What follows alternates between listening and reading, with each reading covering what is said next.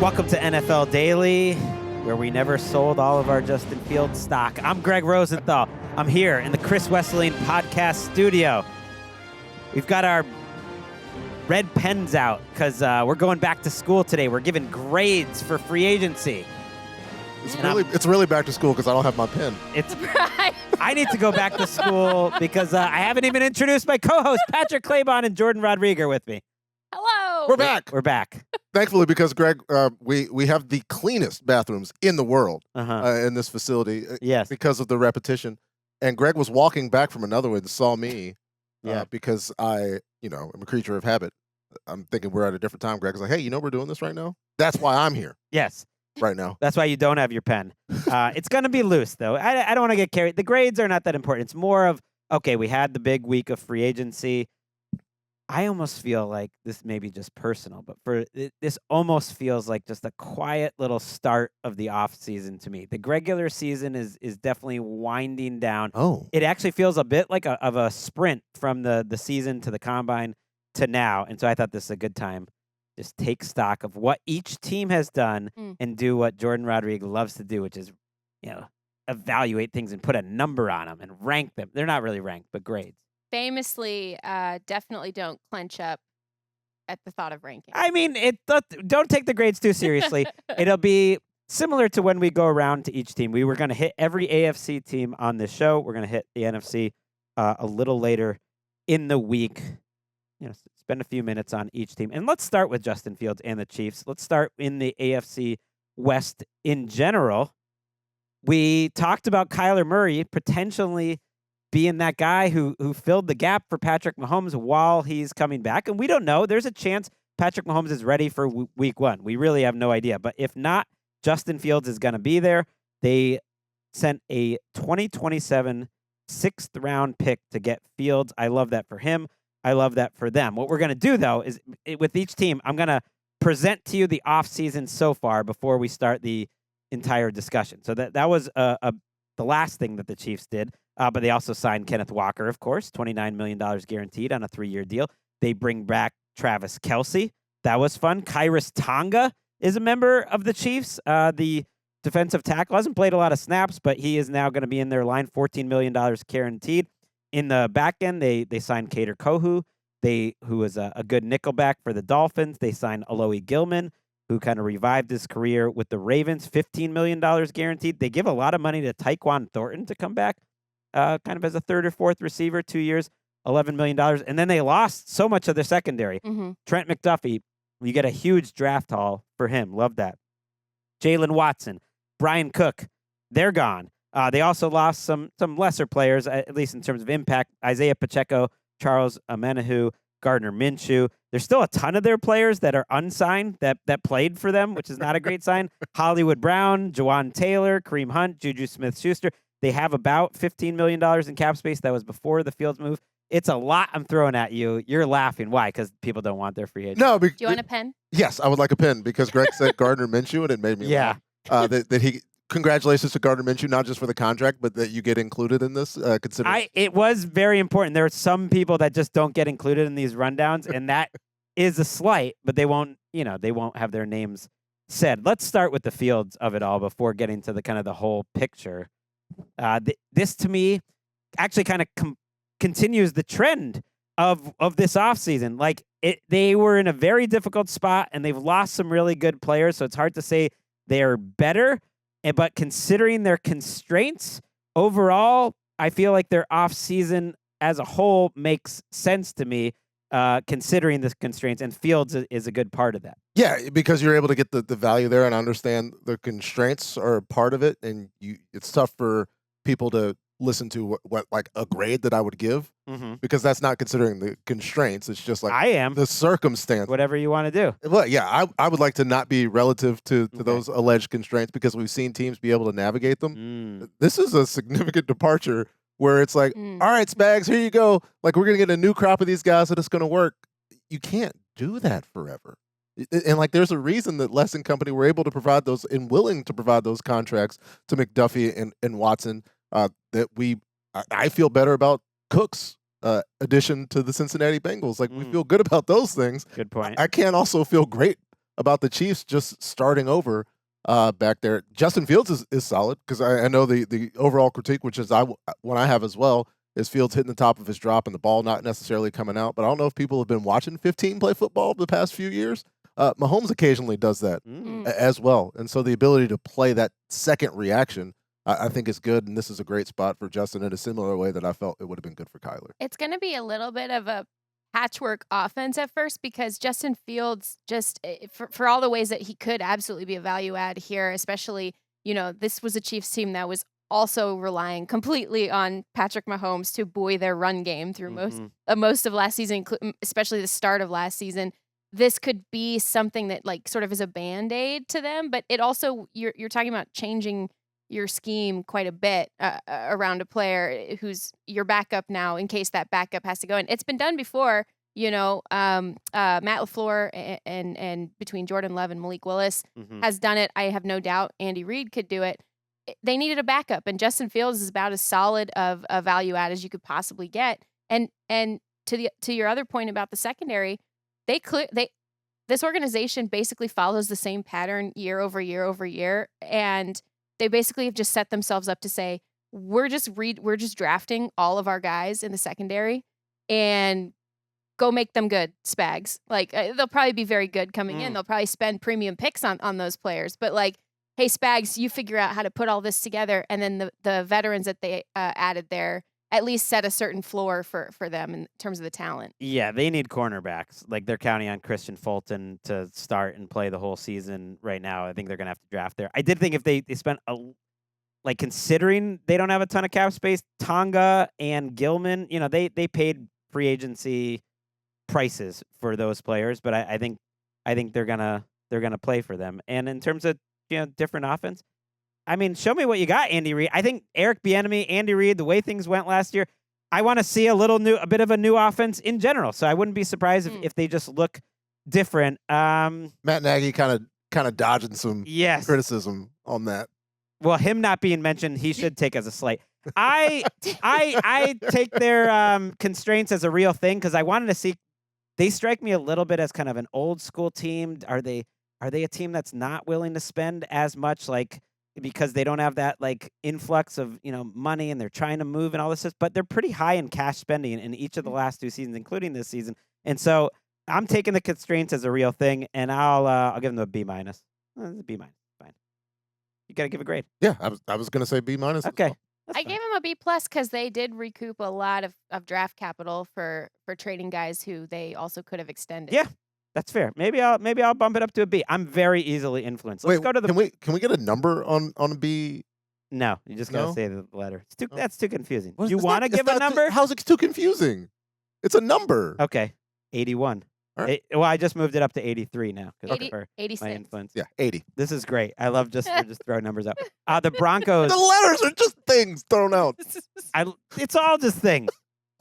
The Broncos are going to be the quickest team I think we talk about. Greg. Well said. Thank you. It's all just things. Don't forget that one, Patrick. Yeah, it's true. I do try to tell my son to stop using the word thing as a descriptor, and there I am doing it. Broncos. Don't worry, Greg. The only team not to sign an outside free agent in the entire NFL. I think this is going to be the quickest discussion of any of the teams. That's a challenge. They did re-sign a handful of players. Justin Stranad, who was in my top 60. Alex Singleton. They both got $10, $11 million guaranteed. J.K. Dobbins is back. He got $8 million guaranteed. But there was reports that they got outbid on Travis Etienne and Romeo Doubs at receiver. So I think they wanted to spend more money. Adam Troutman also got a surprisingly large money, which is, that's what happens with Sean Payton guys, capital S, P, and G there. They cut Dre Greenlaw. They say goodbye to John Franklin Myers. That wasn't a surprise. They did create a little bit of cap space. They are near the top in cash spending, and I think that does inform a little bit of the lack of movement.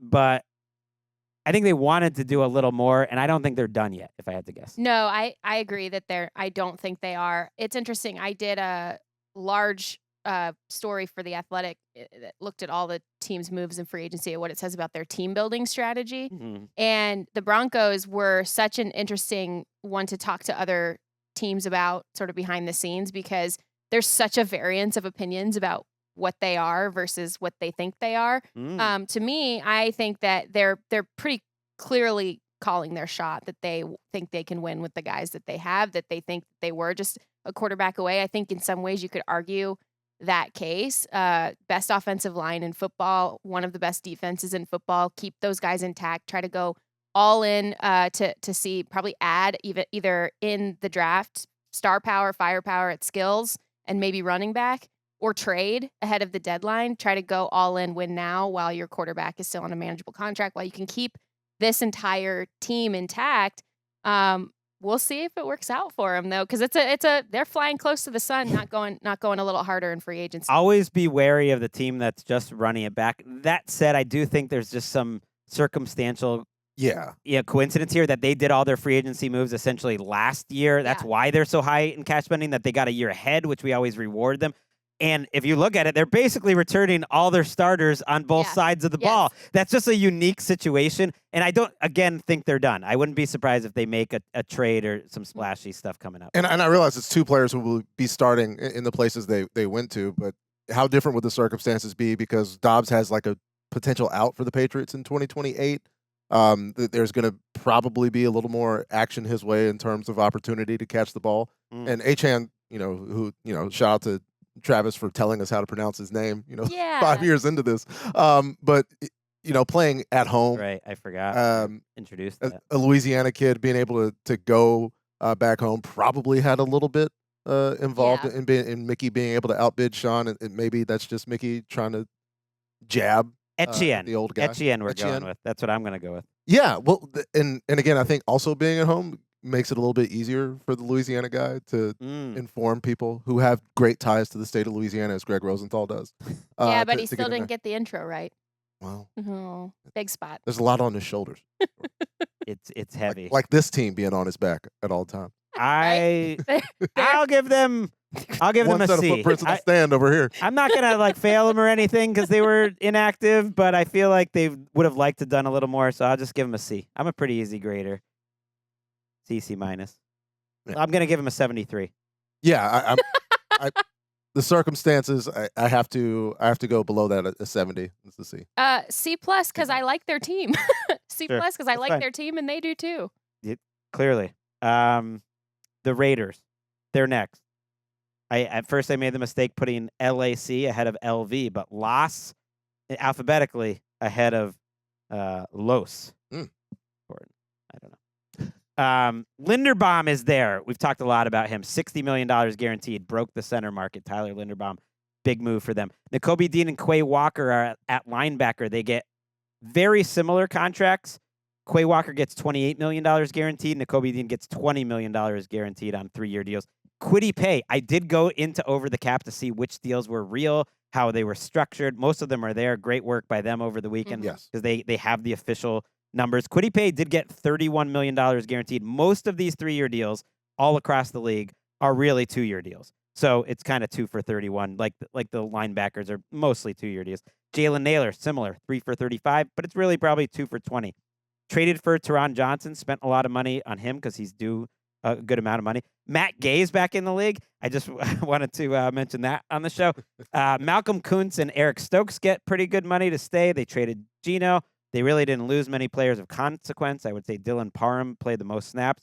And they obviously have Max Crosby back, which is why, Patrick, they went from $121 million in cap space to only $24 million left. Only. I'd have to go. That actually is pretty low. The average amount of cap space left right now in the league is about $30 million, which is crazy. However, I really appreciate you explaining that to me, Greg, but I'm saying $24 million is relative it's a lot of money. Society. Yeah. What I was going to say is I wonder if our researchers get on it. I have to imagine that's the most amount of cap space. If you took the Crosby thing away for a minute, or whatever, that's the most cap space ever spent in a week. I don't think anyone's ever spent $100 million in cap space in a week. That's probably not. It's aggressive. Spytech, he's cooking. They're sending out memes of Spytech, the chef. That might be a little much considering they had the worst record in the league, but Well, when you have the worst record in the league and a lot of money to spend, you can chef it up a little bit, and then they get a 5-time Pro Bowler, 2-time All-Pro, and Max Crosby in an unexpected transaction where it's hard to feel bad about what they've done because they had so much space to improve, but they get 5 starters in free agency on a team that probably needs 12 of them, and they're doing good. And brought back a couple of them too. The longer I've sat with this, the more I've thought, okay, like now they have a respectable looking defense, creditable potential. That said, Kwity Paye, Quay Walker, Nakobe Dean, Teron Johnson are not guys that their previous teams, or even probably we felt like were difference makers, needle movers. They were like good players, but they weren't like great players for their previous team. One of the issues that I have with the way that free agency is often discussed or thought about is like thinking about it within only the terms and the parameters of the year ahead, when really you have to think about each move as a series of moves over the next couple of years. It's never one move just in a vacuum, and if it is, it's a dysfunctional, terrible franchise that's doing it. Which, who's to say? We'll see. But this to me is like, especially you talking about the 3-year deals that are really 2-year deals. This to me is okay. Yes, going after Fernando, also drafting players who will eventually replace these players that they just signed. Eventually, and having that core grow up together, essentially. But you have to lift the floor of the defense, or whichever side of the ball is having the most issues. You have to raise the floor of it at least to a creditable way in order to actually be competitive and put together a functional season where people are learning and not just flailing and struggling to stay afloat. Yeah, I agree. And they could have used that thinking a year ago. And I think they they could have. They think they spent that money on defense in part because that's just where the players were. So I think that's where the value was, and they had to play like a little bit of extra like Vegas tax for some of these players, but that's fine. They're all almost to a player young, other than Teron Johnson, who was the trade, and he's 29. Like these guys are in the middle of their careers. They won't all work out, but I like it. You had to do something. Let's go. I would have given them an A-, but since they traded Geno, and that hurts my feelings, even though it made sense, I'll make it an 89. These are going to be capricious grades. Yeah, no, I'm in the low 90s. I'm in 92. Okay. I'm giving them a 92 as well. Okay. Good job, Don Spytek. The Chargers are. Why a season late though? Yeah. Yeah.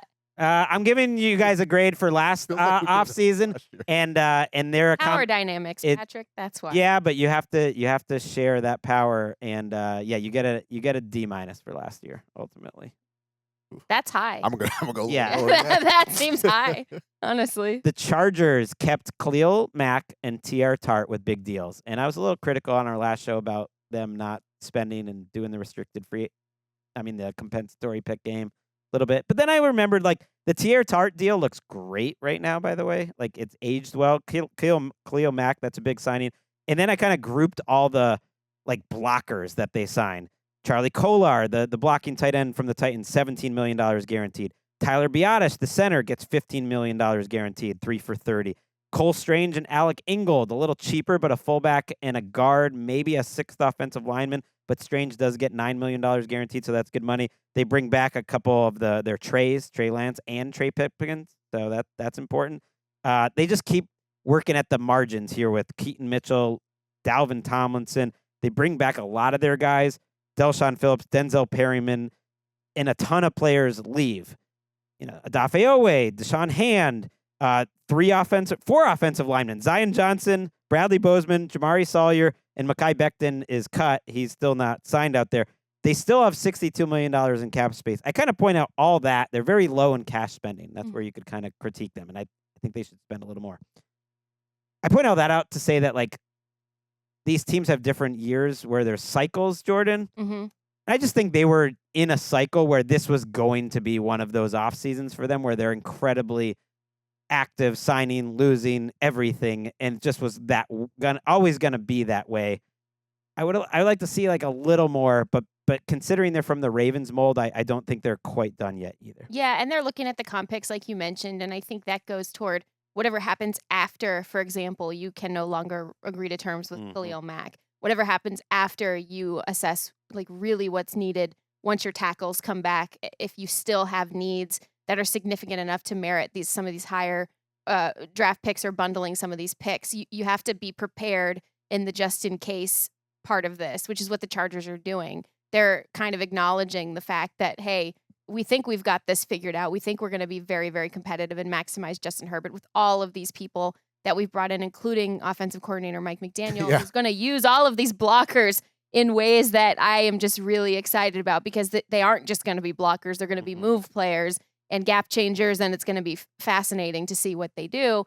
You're maximizing one side of the ball in particular, and trying to make sure that you do have just enough depth to get you through this year. They did try to have just enough depth to get them through last year on the offensive line, and then a position catastrophe happened. So I'm a little on the fence with, have they done enough for their offensive line depth specifically? But we'll see how it goes. And they tried to Zion Johnson. Yeah. It sounds like they were very competitive, and just the Browns went over the top. Hey, they were able to retain, bringing back Trevor Penning. So I remember that Don't one. be Remember that rude. one day that he played left tackle. Me and Patrick and Greg were in the newsroom watching, and Gross every stuff. time, and I was watching the Jaguars on one screen and the Chargers on another screen, and every time I went, "Oh, Trevor, which one?" Yeah. He would say, "Which one?" and Came very clear very quickly. I don't know how many counter bids there were in that one. If it were an overall offseason grade, I think, now Southern left coast Mike Mack is the biggest acquisition of all. I would be able to make that. Wait, I'm hearing from the committee. No, they're not allowing the coaching moves to be included in these grades. Yeah, so Okay. can't do it. Got to ding them in terms of that. Maybe we see more of a Mike Mack influence in terms of the draft, because I know you could pencil in somebody that ran in the low 4.4s, high 4.3s to come into this backfield. But they bring back Kamani Vidal, go Trojans. They're kind of loaded there in that position, so I don't think that necessarily changed. I don't know how much more there can be to change or to improve this overall grade, so I'm going to be low. Okay, yeah. Well, look, guys like Mekhi Becton and guys who aren't in my 101, for instance, are just going to be out there. Mekhi Becton, a year ago at this time, I'm just using him as an example, was good enough to get like a $20 million contract. And now he's just going to be free floating out there. And there are guys of that level that can give you that sort of $10 million plus of year value that will be out there. So I think they're going to be a team that needs it, because defensive line, they are a little thin. Dalvin Tomlinson and in the secondary, I think they're a little thin, especially at safety. I'm not in love with this all. And since you missed that, you wanted Zion and you didn't keep him, I'm going to go 76. I am going B-, 80. Yeah. Jordan's definitely going to have the highest grade point average. He's the easiest. Yeah. Well, I am a very positive person, Greg. Yeah. But He's who I you also want. I want to correct something I said earlier too. Odafe Owe is currently their only comp pick, and he is the third rounder. Obviously, reportedly these are not official yet. Nick Corte over at Over the Cap does a great job with that. But they're being very conservative while hanging on for dear life for that third rounder. That third rounder, I know that they think is going to turn into somebody who's going to be a core piece for them in the future. Yeah, if not for Khalil Mack, I would be in the 60s. I'm going to be 72. Yeah, I like it. It doesn't surprise me that Patrick. I just love all the big. He expects a lot out of his blocking students. guys that they brought in. He deserves excellence, and he's gonna demand it. Let's take a break. We're gonna come back and do the AFC South. This is a fun little exercise, a big one on a Monday.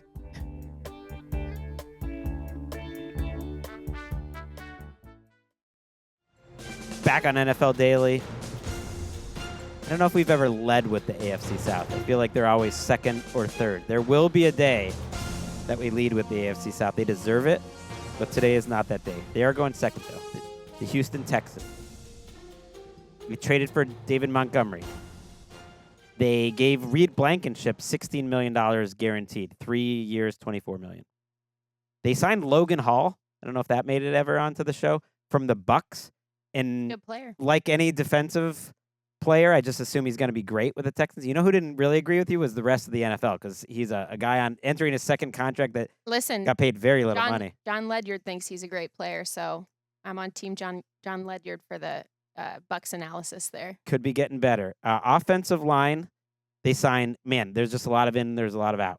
They signed Braden Smith, the former Colt, that can play tackle or guard. They signed Evan Brown over the weekend, who might be a kind of a fill-in interior offensive lineman. They re-signed Trent Brown and Ed Ingram. Ed Ingram got paid a lot of money.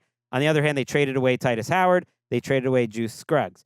They also extended Daniil Hunter their pass rusher in Dalton Schultz, their tight end for 1 year each. They re-signed a couple defensive contributors, Naquan Jones, Sheldon Rankins, EJ Speed, and a lot of their players are still free agents. Christian Kirk, Nick Chubb, Derek Barnett, just to throw out a few ones. They have $31 million in cap space. That is 14th in the NFL. So plenty to do some more work if they want.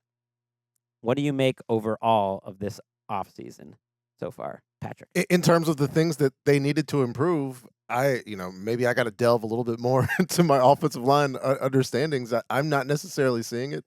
I don't know that the pieces around the quarterback are necessarily going to improve things that much for C.J. Stroud, considering just in purely free agency. So I got to go relatively low here. David Montgomery. You can throw it. We've been throwing out the grades at the end. You can do it early if you want. There's no rules. All right, 76. Okay. I kind of like. I mean, I just don't have any questions about their defense. At this point, I trust them to make the right decisions for their defense and on their defense. And so obviously a couple of the moves that they made there, Blankenship and Hall, like they're not stars, right, by themselves. They're guys that complement a system or complement stars very, very well. And I think that's exactly what they were going for here, is sort of part to whole signings versus go after somebody with a splash, even though they do have the money to do it. And them bringing in David Montgomery to be in tandem with Woody Marks. By the way, locally, someone, maybe Seth Payne can help us with this. Someone locally came up with the nickname Woody and Buzz for Woody Marks and David Montgomery. I'm looking to cite that person. I don't know who it was. I just saw it floating around. So if that's you and you're listening, please let us know. I love that nickname. And them doing that makes me absolutely know that they're not done with their offensive line. Braden Smith, I think, should play guard. I think he could be really good, especially in zone blocking. And I think they're still fiddling around and figuring that phase out. And maybe they just, understood that they couldn't do everything at once, especially in free agency. I mean, maybe they're looking trade, maybe they're looking draft to keep boosting that area, because that's the biggest question for me is their offensive line still. Yeah, and they traded one of their best offensive linemen in Titus Howard, but on paper, Braden Smith is now one of their best, so it's similar-ish. Montgomery, does he have to be part of like a cartoon combination nickname everywhere he goes? Well, they're going to use a 2-back system. They love Woody Marks. Absolutely love him. They want to. But doesn't he deserve to have his own nickname? Why does he always got to be the sidekick in a cartoon? I would make the case that the entire narrative of the Toy Story franchise, if Woody wasn't so selfish and jealous of Buzz's acquisition, that everything would have gone a lot better. Everybody probably would have gone to college, and everything would have worked out. I have a confession to make. I haven't seen Toy Story. What? Or any of the Toy Stories. It's understandable.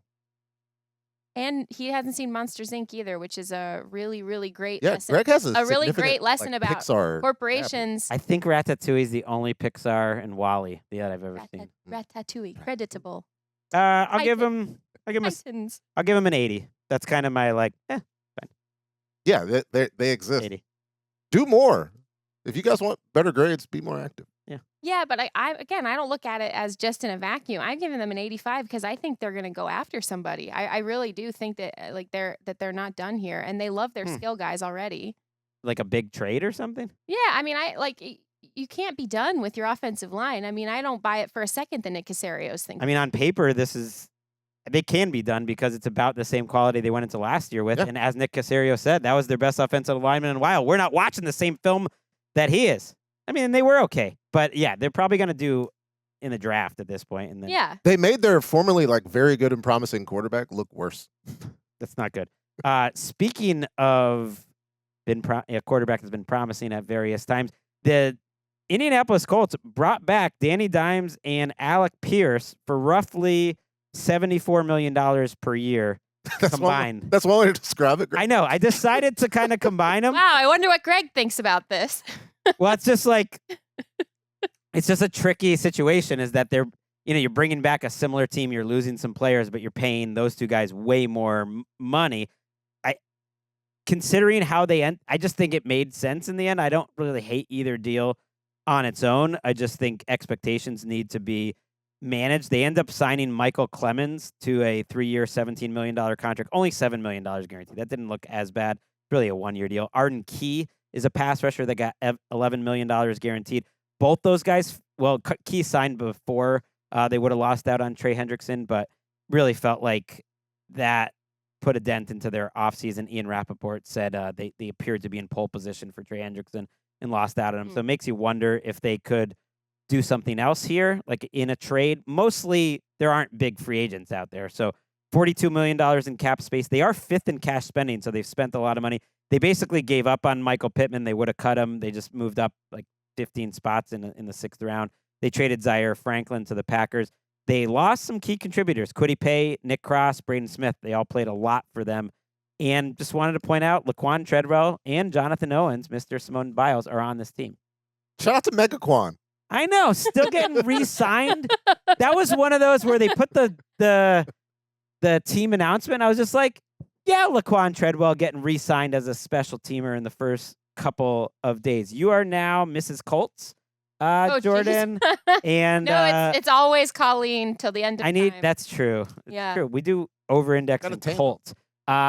Defend your Colts if you feel like you need to. Well, I mean, they still need questions to be answered along their offensive line, and they absolutely have questions to answer in their pass rush. I don't expect them to be done with either of those things. I don't think there's free agents now available, like you said, Greg, who are actually going to be like day one factor, like absolutely improve or answer all these questions. They have to look at a combination of trades and or picks.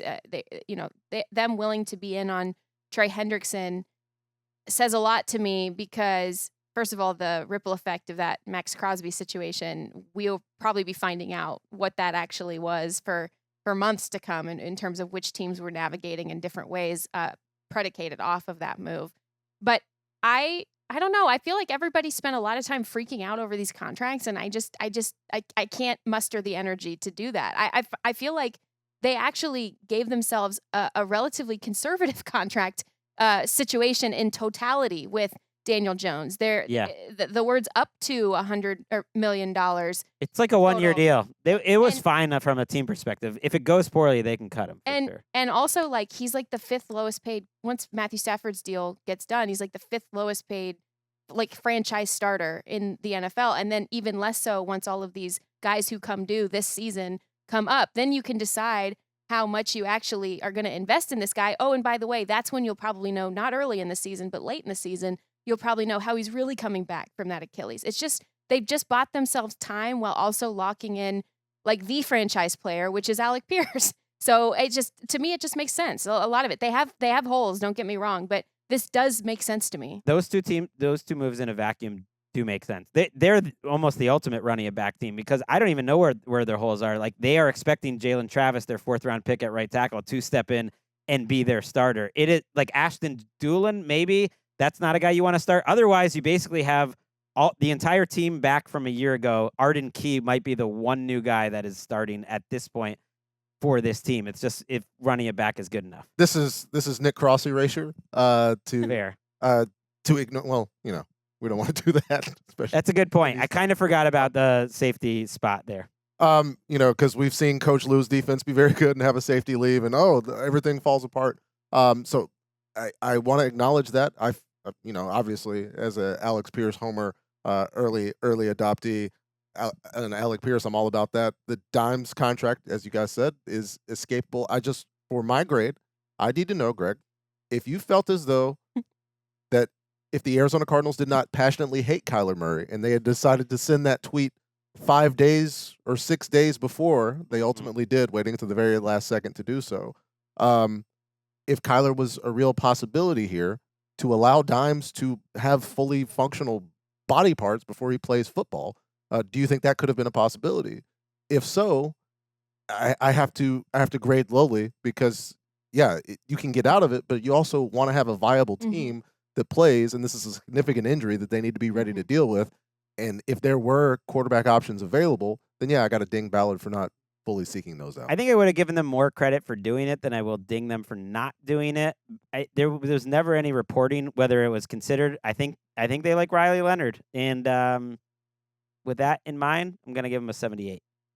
Yeah, I'm giving them a 79. Oh, Yeah. Yeah. that's lower than I expect. Because I didn't want to quite go B. Just there's so much uncertainty. I wish they would have I wish they do have more clarity. I would have liked one more splash because Yeah. I'm just a And guy on defense, their that needs that. defense just fell through a hole in the floor last season, and I just haven't seen enough so far to argue that hey, they've done enough in that phase. And they tried. Yes, they tried, but gold star, you tried. Pretty, Yeah, I pretty make poor. the case they got worse. Yeah. Yeah, I agree. Pretty poor at linebacker too. I really misspoke when I said they're just running back. I think they'll make some more moves. But like I said, they've spent a lot. The Jaguars, they have only made one outside signing. It is the running back Chris Rodriguez. I think, what did we call the Basal Tootin fan club, Jourdan? Yeah, Tootin Hive. The Tootin Hive, the Rootin' Tootins. Tootin' Been a good offseason for him, I think, because Tootin is going to be Top, RB1. Chris Rod is a good player who I think will have a role, but otherwise not much to talk about with them. They re-signed Buster Brown. They gave him $20.6 million guaranteed on a 3-year deal. There's a lot of 3 for 30s to 3 for 36s around the NFL. They re-signed Dennis Gardeck and DJ Dallas. They lost Travis Etienne, Devin Lloyd, Greg Newsome. That trade didn't work out for them. That trade they made midseason. I don't mind the process of that Greg Newsome trade, by the way, because you might get a comp pick and you gave it a shot and it didn't work out for you. They have $7 million in cap space. Not much right now. 12th in cash. They were first in cash last year, and I think that really informs what I was talking about before, which is I think teams have cycles where it's a year where you're making a ton of moves and then a year where you're stepping back and you have a bit of a 3 to 4 year plan. To Jordan's point, that's what good organizations do. And I think this was always going to be a quiet off season, but I'm not going to give them extra credit for that. So Yeah. I'll just give them an 80 right off the bat. That I get it. This was your season to kind of take a step back. Yeah, I'm going in the lower 70s, 74. In terms of just, again, I recognize the circumstances, but did you improve? Did you get better through free agency? And the Panthers and the Saints got a little better in terms of what they're able to do, where you had two very good pieces on both offense and defense of a very good football team. And not to slight the folks in Duval, but I think everybody recognizes that they haven't gotten better through, recovery and, injury luck and everything. They could be a better football team at the end of the day, but I think it's a downgrade from HN to Tootin. And obviously with Devin Lloyd in the season he had, got to feel like that's a downgrade as well. I'm going to give them an 85 because I think that the best thing that they possibly could have done this offseason was not pat themselves on the back too much for what they just accomplished and continue to push aggressively and stretch and kick the can down the road a little bit further like we've seen teams do in the past. Instead, they went super conservative. They're going for the comp pick game, understanding that they have to refill some of these positions that are aging out on their roster. What team, really loved to get middle round picks that turned into bona fide starters? The Rams, obviously James Gladstone was the figurehead of orchestrating those things behind the scenes with Les Snead. This is absolutely the formula that they're doing. They're basically saying, we are getting rid of the guys that maybe we don't think either are going to always be full-time contributors with us. We saw when Basal Tootin's snaps increased. HN was amazing last year. Please don't take this as a critique, but we saw the amount of snaps that were increased with Basal Tootin, and then also this franchise that will keep doing, again, following a very similar pattern, drafting running backs every single year that will contribute and keep them cost controlled, essentially. And then getting rid of a couple of guys that didn't work out, Greg Newsome being one of them. Getting rid of veterans, Johnny Munt, Devin Lloyd, who we love, but is somebody who they weren't even committed to in the first place. And playing the comp pick game. They didn't do anything that was outside of basically they didn't chase outliers. They basically were like, we aren't even an outlier. We have to stick to a plan. And I like that. If anything, they're running it back more than I would expect. I'm surprised Eric Armstead is still on this team. I think they're setting up contracts that they could sign in the future, like Trevon Walker stands out to me as one of them. And they made some of their moves early. The committee decided the Cole Van Lanen contract from last year doesn't count, even though it was late in the year. But that was essentially a free agency signing. I like the Buster Brown contract, too. Yeah. That was, what a find. That worked out for them, and he earned himself a lot of money. And the Jacoby Myers acquisition, that was like a free agency or trade move early. The Titans, much more active. They signed Alontae Taylor for 3 years, $60 million, $42 million guaranteed. Amazing that Alante, who was so high on my free agency, like top 25 that I did last August, gets the bag. Cordell Flott getting $32 million guaranteed. Thank you. I think I made it happen. Cordell Flott getting $32 million guaranteed is almost as surprising. 3 for 45. They definitely paid a Titans tax with a lot of these contracts. Jonathan Franklin Myers gets $42 million guaranteed, 3 for 63. They signed a bunch of other defensive players. Jacob Martin, Josh Williams from the Chiefs, Solomon Thomas was traded for. They traded for Jermaine Johnson, who's going to start. And yet, despite all that, I think they still could use an edge, and they might draft one at 4th overall. We'll see. Check out 40s and free agents this week. We talk about that. Ooh. Daniel Jeremiah as an intriguing number 4 overall pick in his new mock. On offense, Wandale gets $38 million guaranteed. Essentially, that's a 2-year contract. Daniel Bellinger from the Giants, the tight end, gets $14 million guaranteed. I thought that was a bad contract. Schlotman, the former Giants center, gets $2 million or 2 for 7. Mitchell Trubisky. Over the weekend, they kept Calvin Ridley, so that's pretty big news. I thought he might get cut. They lost Chigo Okonkwo. They traded T'Vondre Sweat. They cut L'Jarius Sneed. They cut Lloyd Cushenberry, who's still sitting out there. Despite all that, they still lead the NFL in cap space. Isn't that amazing? Yeah, they did. $72 million. It is truly incredible. They do it through a formula that works. It's signing friends and people you know, which was the upset to me for Alante Taylor, where he's the acquisition that, hey, like, nice to meet you guys. Everybody else knows these dudes. Yeah. It's a fair point. That's what Gregg did for me. Yeah. You know? Same. You are so much more than Alante Taylor to me. You know, all respect to him. He can play multiple spots. You know, good player. He's fun. This is maybe the toughest grade because do you just give the team that's almost like the most active a high grade? No. Okay, then what do you give him? What do you give him? Reason. Why? I'm going to just go in the middle. I'm going to give them a B- because they had to do this. They had to spend, first of all, they spent, in terms of their total contract sum, they spent $298 million and then some change on just these new contracts. It's like something like 12 free agent contracts in totality, right? And that's they still have $72 million left over. They had to spend. They had to do this. They had to reset multiple floors within their roster. And it was so clear that it wasn't just that they're paying the Titans tax. They're also paying hey, we really need you to come in and reset our culture and our identity, and we already know you, and so we're just going to give you more money because we really need your help here, guys. Like that, it makes a lot of sense. And because you're better than the guys on our roster. So that's why I think I'll go a little higher. I'll go like 87 because I think they did get better. And I don't hate any of these contracts. Better. How could they not have gotten better after what that roster looked like? The Taylor and Cordell Flott contracts are the riskiest ones, I think. Wandale, I think you know what you're going to get. Jonathan Franklin Myers, I think you know what you're going to get. Mm-hmm.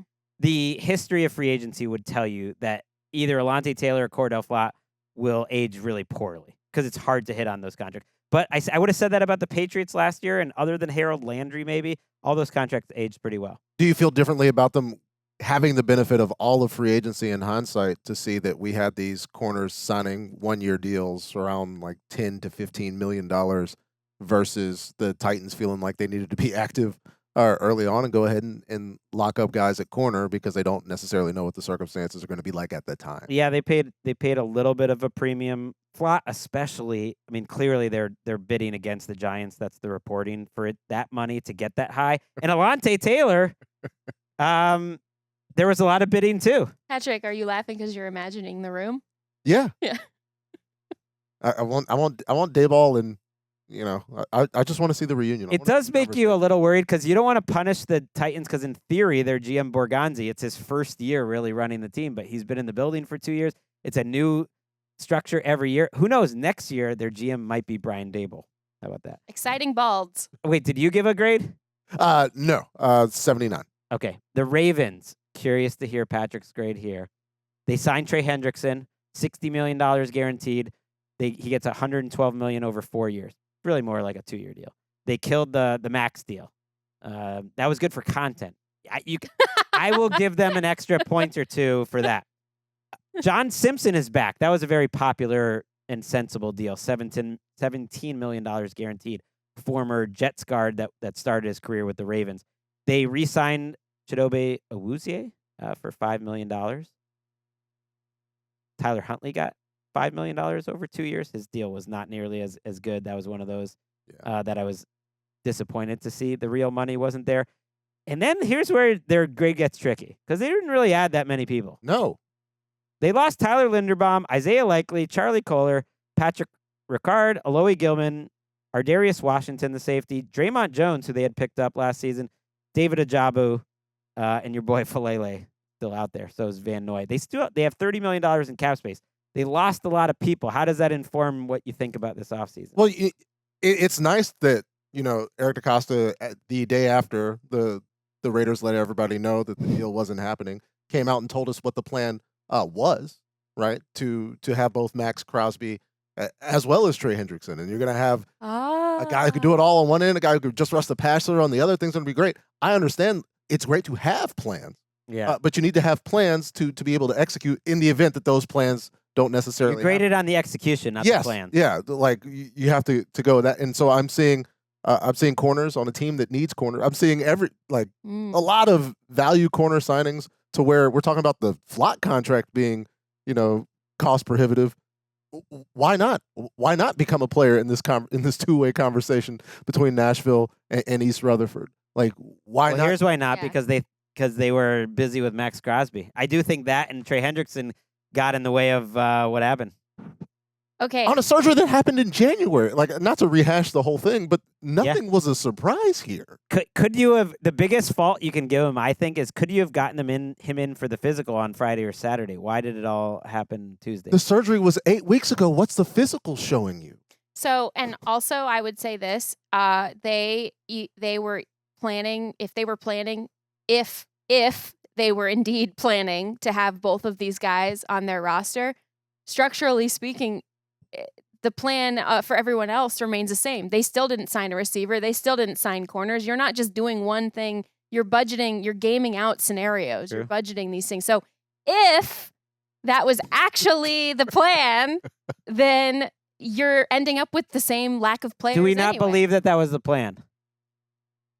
Who knows? Like, No, it still didn't happen. He said it was the plan. I We're feel talking like- about execution. So here. I feel like Pull the maybe if banner to the rafters. it was the and plan salute if that. Trey Hendrickson was going to take a deal at a low number that they were hoping he would take. I'm just saying either way, they're not ending up with competitive pursuit of corners. They're not ending up with another receiver. Like either way, whether the plan was executed or whether it wasn't, either way, they're not ending up with players of need that they absolutely need. Yes, they also needed pass rush help, but they needed a lot of things to continue to, as they say they want to do, maximize Lamar Jackson's prime.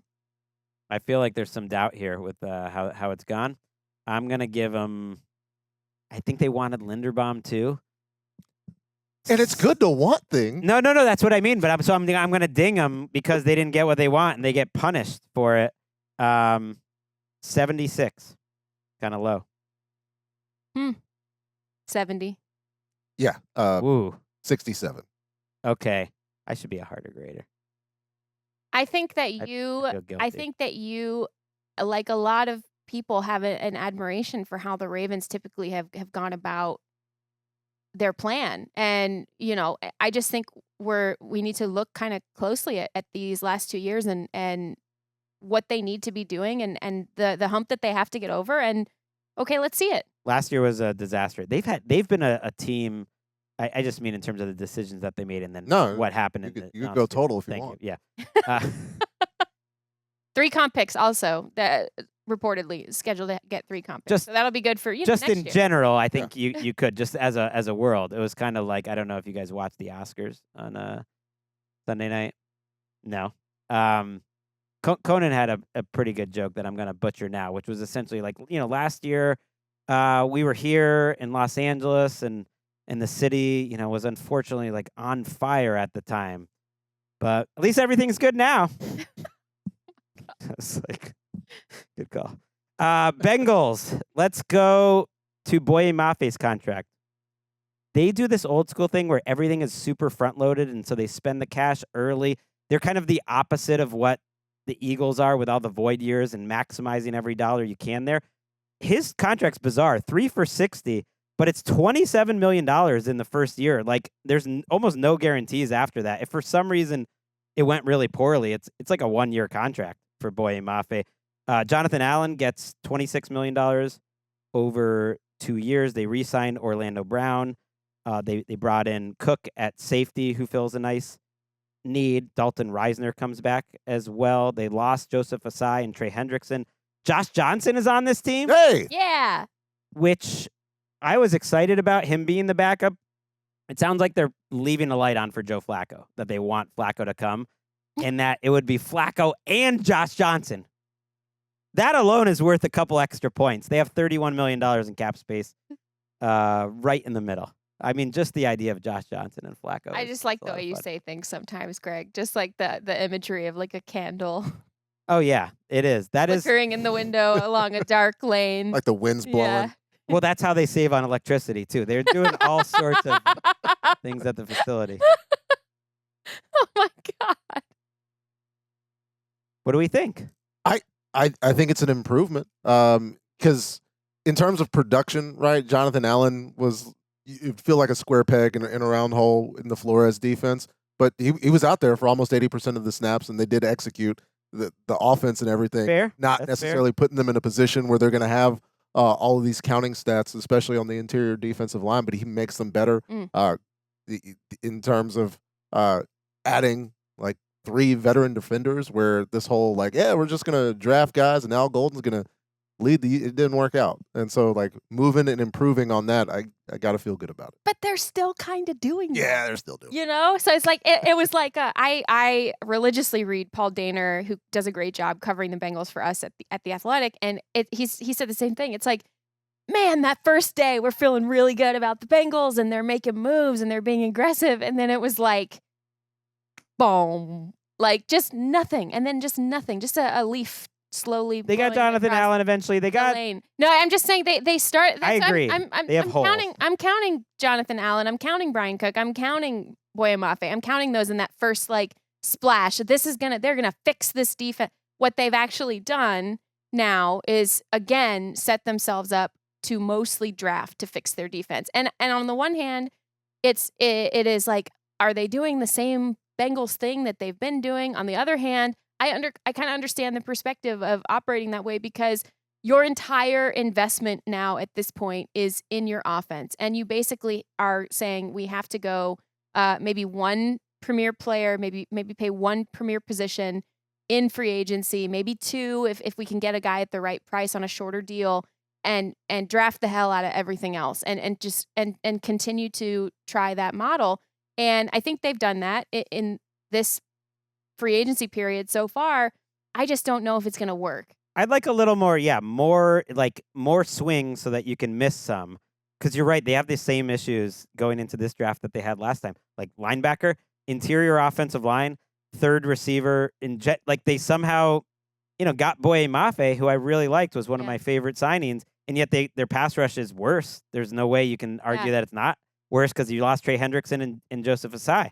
I was going to say, do you know who would really complement Boye Mafe quite well? Is Trey Hendrickson. Like, they could rush off of each other. That would be good. I liked the Orlando Brown and Dalton Reisner moves, especially and they were re-signing, so I'm giving them a little bit of credit there for the money. So I'm going to bump it over, and I liked Mafe and Cook enough. I'm going to give him an 82 in the end. Whoa! Nice. It's because I like the players. I just think they'll be hits. Ultimately, if like Cook and Mafe are hits, and that's what I'm just going to project, then it's a good job. At those spots, I'm in the high 70s, 79. Just because it's the same regime, so I'm going to go back and ding you for not trading. Also, Josh Johnson is there. I'm going 84 now. I just looked it up. You're up. Come on. I'm going C, as in check out the draft. You need a number, because now I noticed that Eric Roberts, our great producer, is putting the numbers in, but sometimes it's like Greg 87, Patrick 79, Jourdan B-. So that's it. You got to give a number. Well, don't blame Eric for my shortcomings. That's what I'm saying. It just looks wrong. So help him out. I thought the number would help us get a total. Yeah, sure. 75 for the Bengals. Okay. And I'm bumping them up from what I would have had them because I do like the Mafe signing. I do like the Allen signing. I do like the Cook signing. I don't even like the Allen it's signing. not What enough. else? But the Not Allen enough. signing, again, stop looking at things in a vacuum. It's a compliment to the other stuff that's coming. I will look at things we how need I a want. Dyson sponsorship for this. I just think I know. he was a significantly declining player in Washington. I think the Vikings gave him a bad contract. I think it's going to prove to be a bad contract. But they're not asking him to be Yeah. a star. This is not. I what mean, that I'm not saying a contract star. I'm says. saying he wasn't like a great They role need player. competent defensive players. Yes. Like, The Browns, like, what are we talking about here? Like, you got to be able to draft and develop. I agree there. The Browns, they signed 4 offensive line starters. They needed to. Elton Jenkins, they need 5. he's gonna give him an A. $20 million. Because they did it, Yeah, they Patrick. did it. The Zion Johnson gets $32 million guaranteed. Tevin Jenkins on what I imagine is a low-cost deal, but the numbers aren't out yet. Titus Howard, the extension was a little different than it was initially reported, but they're giving him a lot of money, $34 million guaranteed. They also gave up a 5th-round pick to get him from the Texans. That's the good news, that they filled those spots. The bad news is they have a ton of holes on their roster. They gave Quincy Williams $9 million guaranteed. Some people really like that move, actually, that he could have a bounce-back season next to Carson Schlesinger.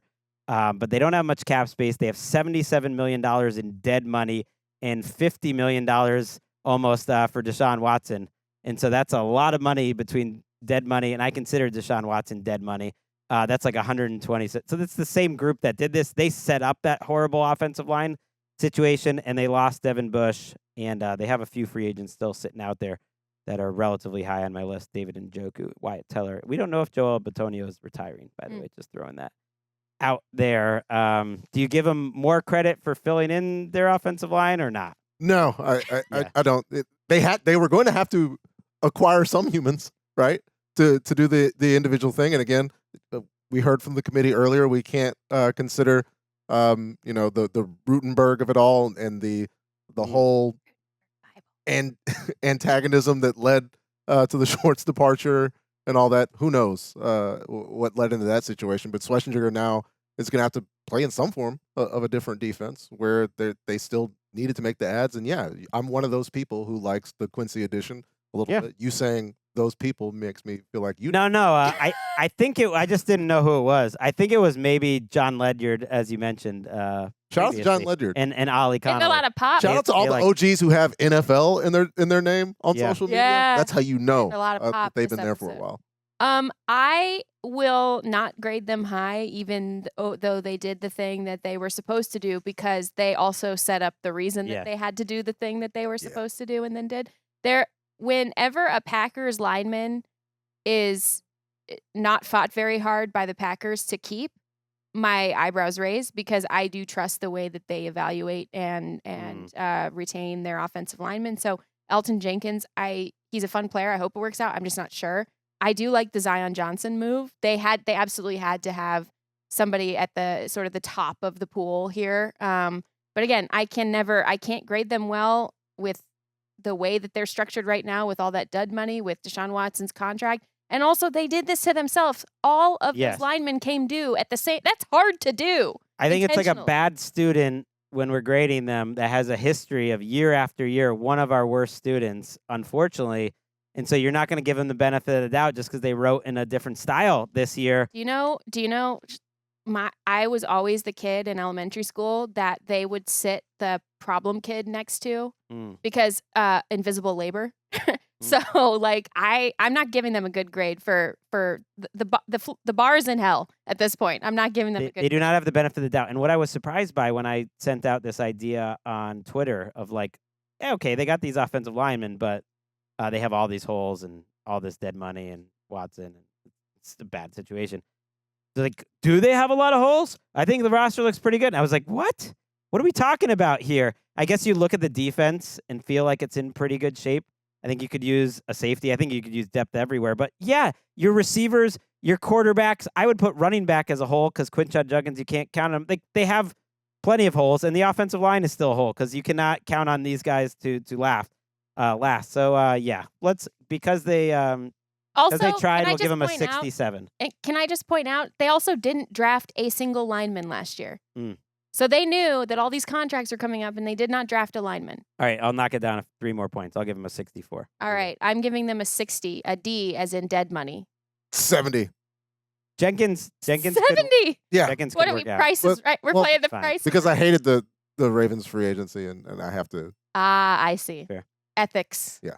All right, the Steelers. They moved up 16 spots, or moved down 16 spots in the 6th round, and acquired Michael Pittman for that. I still want to see the details on his guaranteed money. It sounded like it was a new contract, not an extension. Just my spidey sense is up of there might be some funny money, but it was reported as 3 years, $69 million. Sounds fine, depending on how it's structured for Michael Pittman. Jamel Dean, that was one where the deal does not look nearly as good for the player after seeing the details. It's essentially a 1-year, $13 million contract. I mean, and then they can keep him. Which is, again, like my issue with these teams that weren't able to get corners. Yes, good point. Like, everything Jamel Dean did, there were like 6 weeks last season consecutively where teams didn't complete a pass. The Steelers against did him. really well waiting a day. Greg's That grade? contract, the contract that they gave, what was my grade? Just checking. Just notice. The Titans, especially, if you look at those cornerback contracts compared to Jamel Dean, that looks like a nice deal. They extended Cam Hayward, by the way. Mhm. The Steelers, $16 million guaranteed on a 2-year deal. They re-signed Cole Holcomb and Asante Samuel Jr. for very little money. They did lose some good players. Kenny Gainwell, team MVP. There it is. Forevermore. He has never been on the Steelers and not been the team MVP. 100%. Isaac Seumalo, who was a good signing by them a few years ago, leaves. James Pierre, who had a good year for them last year at cornerback, leaves. Calvin Austin is a member of the Giants right now. They also cut Jonnu Smith. They're still waiting for Aaron Rodgers. You got to just assume that they know he's coming back and doesn't want to do OTAs or something. They have $22 million in cap space. Your overall Steelers vibe.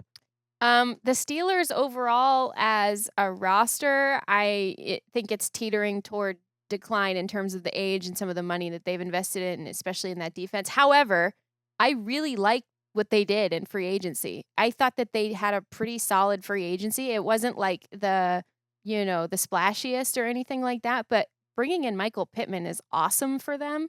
He absolutely, to me, becomes immediately the volume number 1 receiver because of all of the different things he can do, how physical he is. He can do anything you ask him to do, and that also will then free up DK Metcalf to do the things that DK Metcalf really wants to do, which is stretch the field. So I love that. I like the Jamel Dean signing a lot. I'm excited to see what he does in this defense specifically. I give him a B+, honestly, because the quarterback thing is always going to be sort of their dead weight question. We don't know, even if Aaron Rodgers does come back, we don't know what version of him it'll be. We don't, he's a player on the decline of his career. So absolutely huge question mark, one I wish they would have answered in free agency, frankly. But we did learn from Omar Khan that they love Will Howard as a possible, as the backup. They really, really like him. Mike McCarthy loves him. And, we'll kind of just see how this goes if they try to run it back with Aaron. I give him an 88. Nice. For their, and I forgot to mention forgetting Rico him. Dowdle, by the way, replacing Kenny Gainwell on a pretty low-cost deal. And so, yeah, you lose a little bit of that. Get Rico on more screens. Yeah, Rico wants to call the screen. Yeah. To great success in, he's had success in the passing game, but as a receiving back, I think Kenny G was up there with the Echens, or if I could properly Louisiana pronounce it like Greg can. I don't think I can. Well, I lend to you on that, but just the Etienne. If I'm going, thank you, Greg. If I'm going to grade them, I would be up there in the high 80s in where Jourdan is, but the fact that we don't just say, "Hey, yeah, Aaron is coming back. He just doesn't want to." Why not just come out and say that? It's just exhausting. That's fair. Putting us through it is, and we're not even going through it. Well, Like we know he's in shape, guys. Oh, yeah. Got to keep his stamina up, right? For the extracurriculars.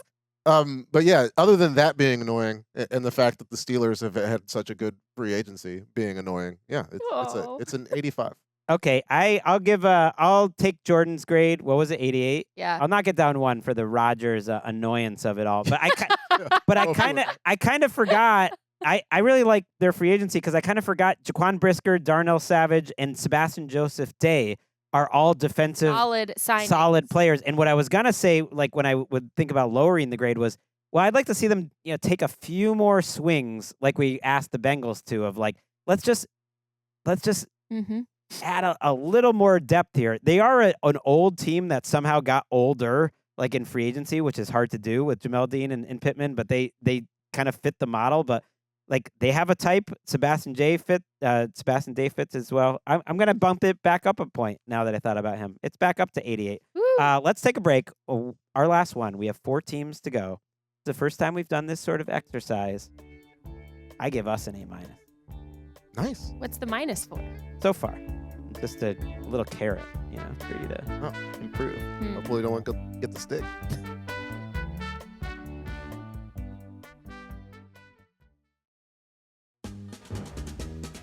Back on NFL Daily.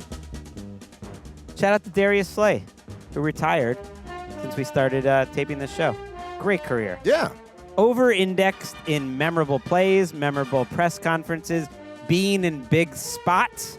Was a very good player, too. A first-team All-Pro and part of the Eagles championship run in 24. Happy trails. Absolutely phenomenal quote on anything. Love Darius Slay. He did not want to be a member of the Buffalo Bills last year. What a way to retire. Be like, nope, not showing up there. Didn't want to be part of what was going on. Maybe he would not give Brandon Beane a good grade for this offseason. Here's what Brandon Beane did. Traded a late 2 for DJ Moore. They did get a 5th back in that trade, for what it's worth. They guaranteed $15.5 million of DJ Moore's 2028 money, which is absolutely knocking him a couple points. That was one of the most unnecessary contractual moves I think any team made. They signed Bradley Chubb on a contract that doesn't look quite as bad when you peek under the hood, but isn't great. 3 for $42 million, $21 million guaranteed. D. Alford, this slipped under the radar, was a day one signing. I was really surprised about that. But again, the money wasn't nearly as bad as the agents sort of made it out to sound with the up to. It's really like a 1-year, $7.8 million contract. That's fine. Connor McGovern, $31 million guaranteed. They re-signed him. That aged pretty well as free agency went on. Extended Dawson Knox a few years. They signed CJ GJ. Kyle Allen, I believe, is going to be their new backup quarterback. At least he is right now. They did lose some players. David Edwards signed with the Saints. They traded Teron Johnson. Reggie Gilliam, their fullback's gone. They have a ton of free agents still out there, like Joey Bosa, AJ Epinesa, Matt Milano, Shaq Thompson, Larry Ogunjobi. There's actually like 5 or 6 more guys you recognize that just haven't been signed by those teams. Bosa and Epinesa could add to a team, possibly even the Buffalo Bills. So we'll see. On paper, they have negative cap space, which is not a thing that's allowed. So, these things are in process. And part of what's maybe informing that, Jordan, is they are second this year in cash spending. So they are spending a lot of money in cash for this roster. Considering where we were in January, where we are now, how do you think it all looks for the Bills? I am looking at over the cap right now, and it is interesting. It's negative $6.4 million in cap space, but actually the effective cap space is even lower in the negative. Right. So a lot of these contracts, we haven't seen the numbers, and it'll change. Yeah, but it's like the fact that number's higher, it's like they're looking at some of the deeper layers of the contracts over the cap is, and they're saying, actually, you have even less money than you think you do. So I think this is fascinating to me because this is a team that, by all accounts and moves they made in terms of coaching staff and the trade for DJ Moore, it was like, we are going to be all in. We're going aggressive and all these things. And then it's like, oh, they look at their books and they're like, maybe we actually can't be as aggressive. And yet they gave Bradley Chubb all that money. We thought we could be. And Bradley Chubb being, I would say, like probably one of the more middle tier pass rushers that was available in free agency. They have a lot of holes. I have questions about even their offensive line, usually a strength of the group. David Edwards was a great continuity guy there. Aaron Cromer retired. I have questions there. I have questions all throughout their secondary. I have questions up front. I have questions at pass rush. this is a team that has too many questions to be this in the red financially. Yeah, and I think the biggest question is because you go from this defense that we've seen all these guys play in it from such a long time, and the same guy calling it, through various stints as the head coach of the Buffalo Bills, where he would come in and out of defensive play calling. Where Jim Leonard everything's going to be different, and I think we see that in like the Johnson departure, where D. Alford comes back in from a very aggressive. Like D. Alford's played in multiple Falcons regime, and this last one was so blitz happy, where you can put D. Alford in a lot of situations. He's going to be able to execute at a high level. Where you're trying to grade this relative to the changes that they're having on defense, where the offense is going to be mostly the same with the addition of DJ Moore. I feel relatively good about it, considering they did address their needs in some capacity. Did they go about addressing those needs in the right way? Maybe not. But in terms of the talent on the field, I think it's an improvement. Yeah, it's like Brandon Beane's like, I got you, your damn receiver. Now everyone look away. Right. I don't think they went about it the right way, because when you have such limited space and you're spending all this cash, they are a remodeling team. They're not rebuilding. But I think they could have stood to be a team that was very active, attacking a lot of different positions in the lower middle of the market. Instead, they gave Bradley Chubb a ton of money for a declining player, and they gave DJ Moore a ton of money in guaranteed money and a pick. I'm giving them a 67. And that's what tells me that internally they feel so much more urgent than a remodel would require. And maybe that's the wrong direction. Maybe leaning into the remodel would have been the smarter decision. But those moves tell me how urgent people in that front office feel, that they must win. They must get over the hump here. Yeah. And those two are not necessarily congruous thoughts. Like maybe it's not just about what you think you are or how urgent you feel, but really what you actually are, and really looking at that honestly. What do you give them?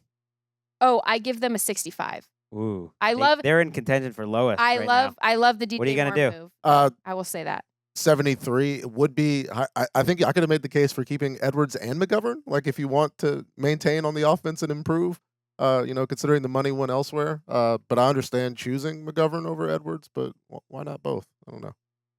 I'm going to bump him up to a 68 because I do love the DJ Moore move. I think he could have a very good year, and it's not a good move. It's one of my overall. Just considering everything that was out there potentially. So, 68. They're not going to score well. Miami, really interesting offseason. They have the most free agent signings in the NFL. Malik Willis is the only one that got a significant amount of money, though. His contract was very heavily guaranteed. $45 million of his 67 was fully guaranteed, which essentially means it's a 2-year contract. Not at crazy money, but they're pretty committed into the second year. I'm just going to list off the guys that that they signed. You guys ready? Let's do it, Greg. You could do this at 2.5 speed if you want, if your podcast device has that capability. Here we go.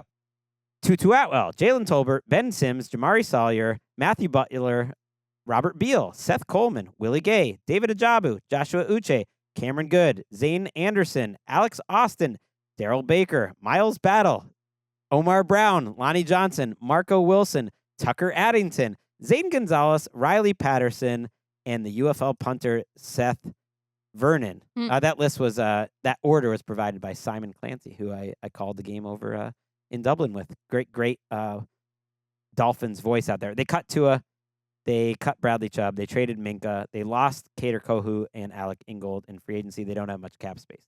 They're towards the bottom of the league.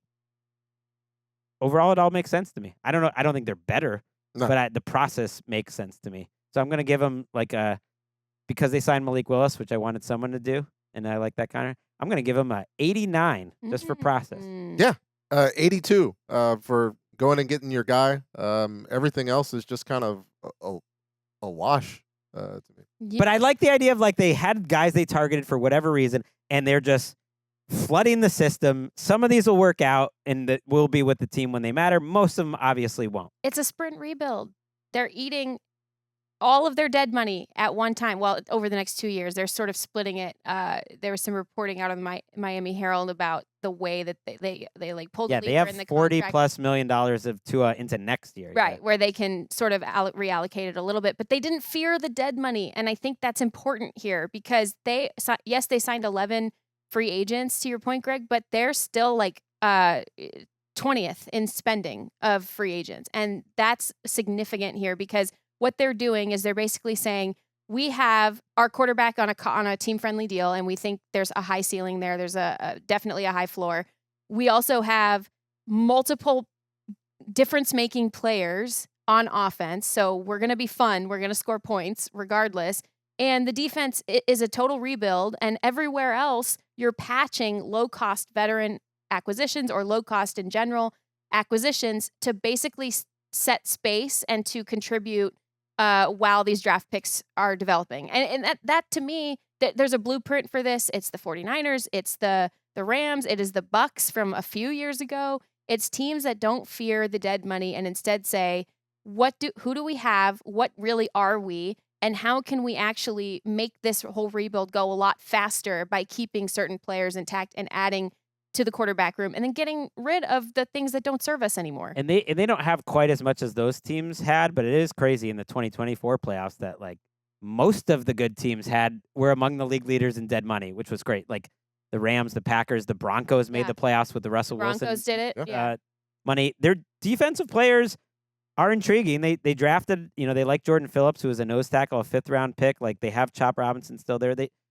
They're not as far away, but they're pretty far away. The trick is I didn't give him a grade either because I'm giving them an A, a 92, because I think this plan works if you do it right. If you can coach, you have the right coach to front office tandem. If you are identifying the correct players in the draft, and that's a big if, but this is absolutely very clearly the plan, and I appreciate how they're executing it so far.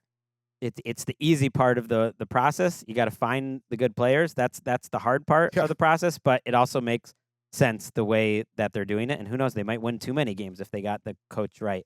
And that would be good for Malik Willis because then you don't have to worry about the quarterback crap next year. The Patriots, not as active this offseason, but plenty active.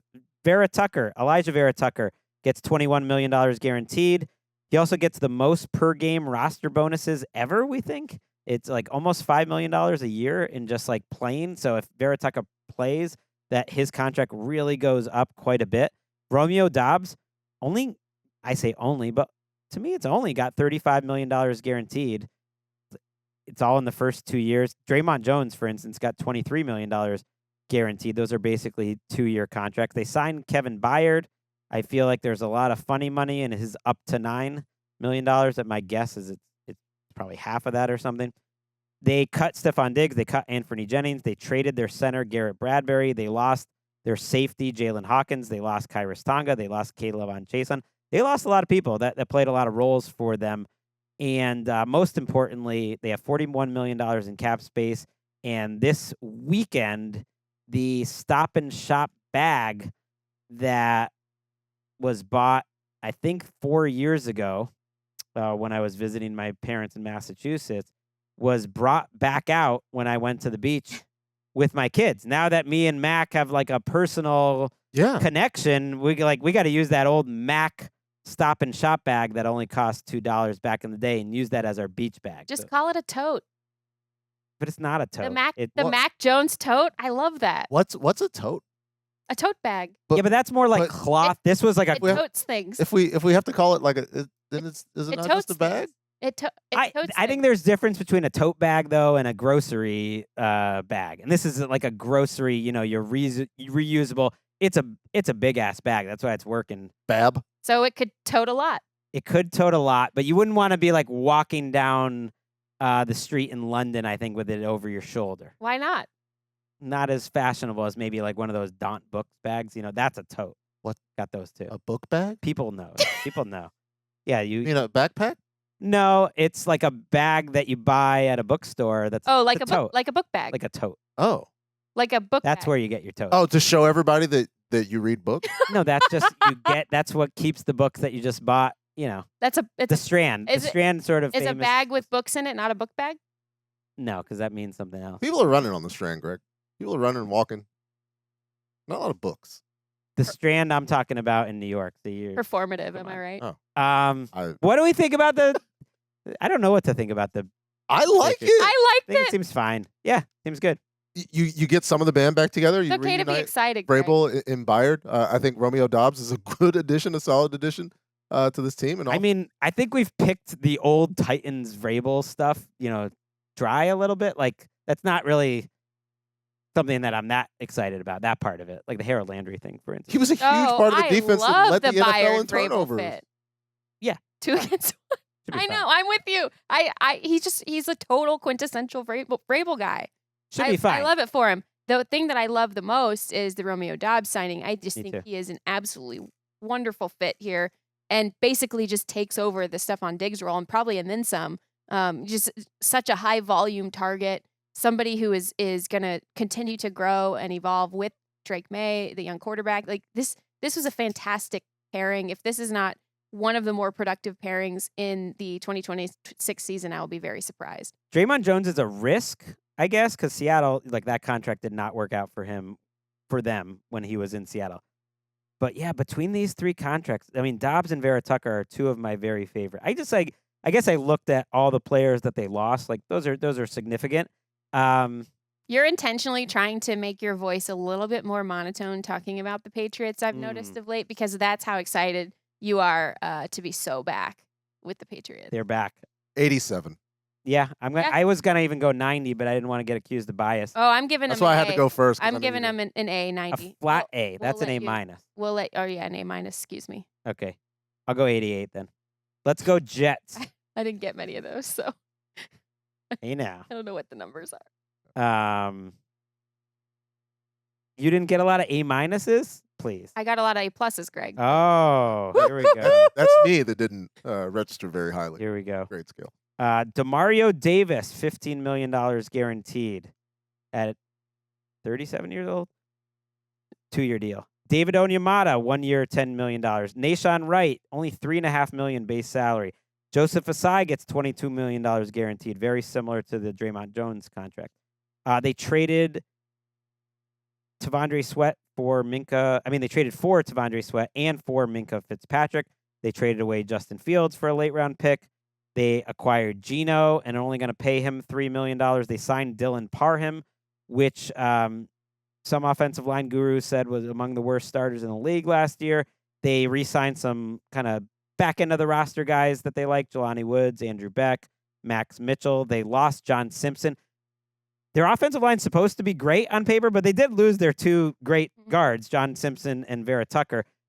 Quincy Williams, they were happy to say goodbye to him. They traded Jermaine Johnson. They still have $40 million in cap space. Despite all that movement, they're actually 27th right now in cash spending. So they're not spending a ton of cash this year. I really didn't like what they were doing on defense day one. I like it a little more with time because they had to do something, but I just don't like the situation that they entered into January with. It's tough for me to look past what's going on with Aaron Glenn and Darren Muji. But the addition of Nashawn Wright, like I've got a That was very good. high grade here, and again, which causes me to pull what remaining hairs on the male pattern baldness head of mine.